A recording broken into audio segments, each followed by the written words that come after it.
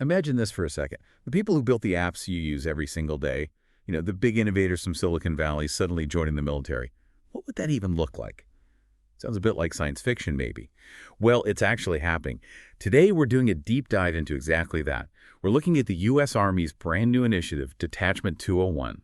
It's also called the Army's Executive Innovation Corps. This is where really top-tier tech expertise meets military innovation in, a pretty unique way. Our mission today is to unpack the core idea, look at who's involved, understand the bigger Army strategy behind it, and importantly, explore the different views and potential challenges. Yeah, and it's important to see this isn't just, a quick headline. It really signals a major strategic shift for the military. They're trying to adapt to global threats, the tech landscape, everything that's changing so fast. The whole nature of warfare is evolving, so the institutions, they have to evolve too. This initiative is a clear sign they recognize that. Okay, that sets the stage nicely. Let's get into the nuts and bolts then. What exactly is Detachment 201? How is it structured? So the Army officially launched the Army's Executive Innovation Corps, around June 13th, 2025. There were swearing-in ceremonies. The stated goal is to fuse cutting-edge tech expertise with military innovation.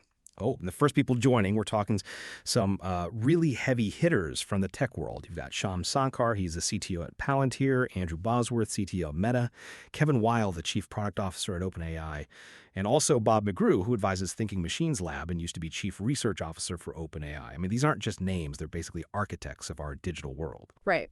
And a really key detail here is their military role. They joined the Army Reserve as direct commissioned officers, lieutenant colonels specifically. Now, for anyone not familiar, that means they essentially bypass the usual officer training route because of their specific civilian skills. It's a very uncommon way for private sector leaders to join up. It definitely shows the Army's serious about bringing in a very specific, high-level kind of expertise, something you wouldn't normally get through the standard pipeline. They're trying to inject something different. And what about their commitment? That's interesting, too. They're serving part-time, dedicating around 120 hours annually. The sources really emphasize the flexibility, like being able to work remotely. That sounds, a far cry from a typical deployment. Obviously, it lets them keep their main jobs. But, it makes you wonder, is 120 hours a year really enough for the kind of deep impact the Army seems to be hoping for, especially from people this busy? Well, that's sort of the unique selling point of the whole design, isn't it? This part-time flexible model. It's absolutely core to the program. The aim is to let these very sought-after tech leaders contribute their know-how directly without leaving their careers. So the model itself is built to attract talent that, frankly, the military probably couldn't get any other way. It's trying to bridge that gap between the fast tech world and the sometimes slower defense sector. It's an experiment, really, in tapping a different talent pool. Okay, so the what is becoming clearer. Yeah. Let's shift to the why. Why now? Why this specific program, and why are these particular tech leaders signing up? It sounds like it connects to something much bigger, a more urgent strategy for the Army. Exactly. If you step back and look at the broader context, Detachment 201 plugs right into something the Army calls the Army Transformation Initiative, or ATI. And the purpose of ATI, it's about transforming into a leaner, smarter, and more lethal force. Basically adapting how they fight, train, organize, and crucially, how they buy equipment.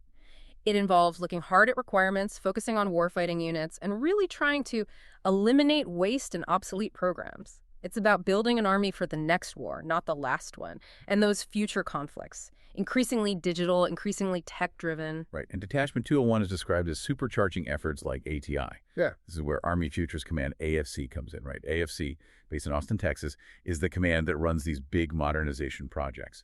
It was set up specifically to, fix the acquisition process, make it faster, get new systems developed quicker. It's meant to be the engine driving innovation. And this whole new approach, this focus on speed and different kinds of expertise, it's a direct reaction to some pretty major past problems.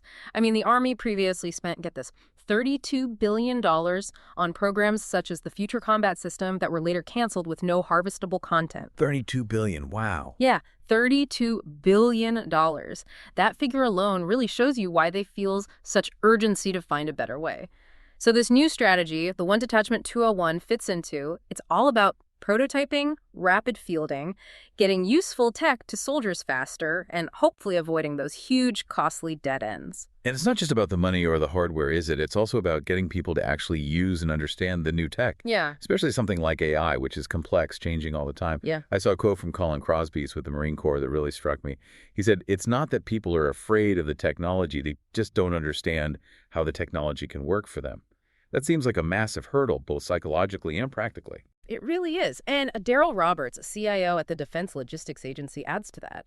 He talks about the need to demystify AI. His point is, don't present it as some, monolithic unicorn, but just as another tool that's a force multiplier, like radios or night vision were once new tools.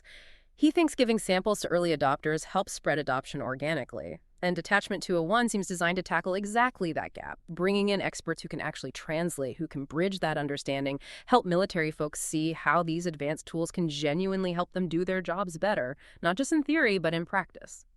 Okay, so that naturally leads us to the how. What will these executives actually be doing in this Corps? What's their day-to-day or maybe hour-to-hour impact going to look like? Well, the plan is for them to work on targeted projects.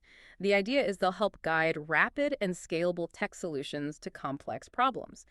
And a big focus is on helping the Army acquire more commercial tech. So it's not just high-level strategy sessions, supposedly. It's meant to be hands-on input for specific modernization challenges and helping to smooth out the process for getting commercial innovations into military hands faster. They're supposed to be practical guides, bridging that commercial-military divide. And this feeds into a longer-term vision too, right? Something called the Army People Strategy. Hmm. Part of this initiative seems to be about inspiring more tech professionals to serve, even part-time, without ditching their careers, showing the next generation maybe that there are different ways to make a difference in uniform, and sort of redefining military service for the digital age, acknowledging that critical expertise doesn't just come from traditional military background. Exactly. And this Executive Innovation Core, it doesn't exist in isolation. It fits into a whole ecosystem of innovation that Army Futures Command is building. For instance, AFC uses what they call cross-functional teams, or CFTs. These teams are laser-focused on key modernization goals, things like long-range missiles, next-gen combat vehicles, AI applications. Then there's the Army Software Factory, also in Austin. That place actually immerses soldiers and civilians in modern software development methods, trying to build up tech skills from within. And you've also got programs like X-Tech Search, which actively reward private companies for innovative ideas. That shows the Army's already pushing for outside solutions. So Detachment 201 is like a direct injection of very high-level external expertise right into the middle of all these ongoing efforts.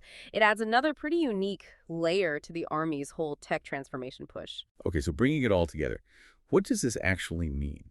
For the Army, for the tech industry, for us, like any big new idea, especially one mixing public and private sectors like this, there are going to be different takes, some questions. We definitely saw some interesting critical perspectives in the sources we looked at, especially in places like Reddit, where people were discussing Detachment 201. Yeah, and it's important we cover those impartially. One criticism that popped up is that bringing in C-suite executives, CTOs and CPOs, isn't the same as bringing in top tech talent. The argument there is that maybe principal engineers, fellows, or researchers, the people actually doing the deep, hands-on technical work, might have a more direct practical impact than executives focused on strategy. That's a really interesting point. So it's not questioning if these leaders are smart, but questioning if their level of expertise is what the Army needs most right now versus the folks, closer to the code or the algorithms. And then there was skepticism about this potentially being a back channel, a way to give these specific companies non-public information to help shape their own product plans, basically raising conflict of interest concerns. Is that a fair worry, do you think, or just cynicism? Well, it's certainly a question you have to ask whenever government and the private sector get this close, especially with companies that might bid on contracts later. Other comments kind of framed the initiative as maybe good optics but not real efficacy, sort of suggesting it looks impressive but might not lead to deep fundamental change. And yeah, some people flat out question the optics, suggesting maybe these executives are donors and this is a way to recognize their support. Right. These are all pretty significant points to consider. They really make you think about the practical impact versus the potential downsides, the conflicts of interest that could arise when you embed private sector leaders directly into military planning. It definitely highlights why we need to think critically about how effective and how ethical these kinds of programs really are. Okay, let's bring this all home. We've talked about tech giants, military strategy, Billions of dollars. Why should you, listening right now, care about this new core and the Army's push for tech transformation? Well, it actually touches on a lot of things relevant to everyone. First, there's the obvious national security angle. In today's world, having a technological edge is critical. So, how effectively the Army integrates cutting edge tech directly impacts national security, global stability, our collective safety, really. Second, it's about your taxpayer dollars, plain and simple. Understanding how the Army is trying to be leaner, trying to avoid wasting billions like that $32 billion we mentioned on canceled programs, well, that affects every single citizen. It's an attempt, at least, to get more value, more effective defense for the money spent. Third, this whole thing is a really fascinating case study in public-private partnerships. You get to see how a huge government institution tries to tap into the speed and innovation of the private tech world. What works, what doesn't. It could be a model, good or bad, for other government tech collaborations down the line. And finally, it kind of redefines what serving in uniform can even mean. It opens up these potential new, non-traditional ways for civilians with specialized skills to contribute to national defense. It expands our idea of service beyond just the conventional roles. So, summing it up, it feels like there's this tension. On one side, you have what looks like a really bold, maybe necessary, forward-thinking move by the Army, trying to get top tech brains involved, speed up modernization, acknowledging they need help. But on the other side, you have these perfectly valid questions about, is it truly effective? What about the optics? Are there potential conflicts or downsides to this very unique kind of public-private blending? Yeah, and maybe that leaves you with a provocative thought to chew on. As these lines between military needs and commercial innovation get blurrier and blurrier, what sort of new ethical rules, what kind of oversight are we going to need? How do we make sure these collaborations genuinely serve the public interest and boost national security without creating unforeseen problems or conflicts down the road? It really pushes us all to think about the future of defense in a world that's just becoming more and more driven by technology and what the right balance looks like.